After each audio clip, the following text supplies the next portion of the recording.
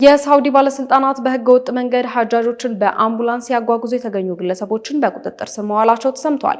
በጸጥታ ኃይሎች ቁጥጥር ስር የዋለው ህንዳዊ ግለሰብም አምቡላንስን በመጠቀም የሐጅ ፍቃድ የሌላቸውን 3 ነዋሪዎችን ለማጓጓዝ ሲሞክር ነው ተብሏል። ሹፌሩ ወደ መካ እየተጓዘ ሳለ በቁጥጥር ስር የዋለ ሲሆን ለሁሉም ህገወጥ ተጓዦች የቅጣት እርምጃዎች እንዲወሰንባቸው ለሚመለከተው ኮሚቴ እንዲቀርቡም ተደርጓል። በተመሳሳይ መልኩም የሐጅ ህግጋትን ያላሟሉ 22 ግለሰቦችን አሳፍሮ በአውቶቡስ ሲነዳ የነበረ አንድ ግብጻዊ በቁጥጥር ስር መዋሉንም የጸጥታ ኃይሎች አሳውቀዋል። ሳውዲ አረቢያ የሐጅ ጉዞን ደህንነትና ስርዓትን ለመጠበቅ የተቀመጡ የሐጅ ህግጋቶች እንዳይጣሱ አሁንም ድረስ ማስጠንቀቋን ቀጥላለች።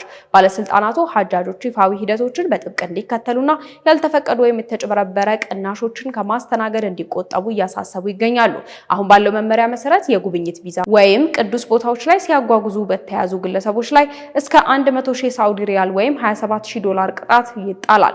ያለ ፍቃድ ሐጅ ሲያደርግ ወይም ለማድረግ ሲሞክር በተያዘ ሰው ላይ እስከ 20,000 ሳውዲ ሪያል ወይም $5,300 የሚደርስ ቅጣትም ያስቀጣል። በሆቴሎች፣ በአፓርታማዎች፣ በግል የመኖሪያ ቦታዎች ወይም በሐጃጆች መኖሪያ ቤቶች ጨምሮ በማናቸው መጠለያ ውስጥ እነዚህን ግለሰቦች የሚያጓጉዙ ወይም የሚያስጠጉ ወይም ለማስጠለል የሚሞክሩ ላይም ተመሳሳይ ቅጣት ተፈጻሚ ይሆናልም ተብሏል። ህገወጥ ሰርጎ ገብ ነዋሪዎችን ወይም በህገወጥ መንገድ ሐጅ ለማድረግ የሚሞክሩ ከሀገር ይባረራሉና ለ10 ዓመታትም ወደ ሳውዲ እንዳይገቡ ይታገዳሉ የሚሉ ህጎችም አሉ።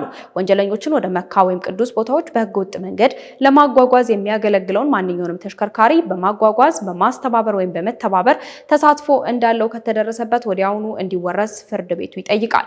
ይህም ህግ እስከ ሰኔ 10 ድረስ ተፈጻሚ ይደረጋል ተብሏል። የኢትዮጵያ እስልምና ጉዳዮች ጠቅላይ ምክር ቤት ከእውቅና ውጪ በሆነ በግላቸው ሐጅ ለማድረግ ወደ ሳውዲ ለሚሄዱ ግለሰቦች ለሚደርስባቸው እንግልትና መጉላላትም ኃላፊነት የማይወስድ መሆኑን ማሳወቁ ይታወሳል።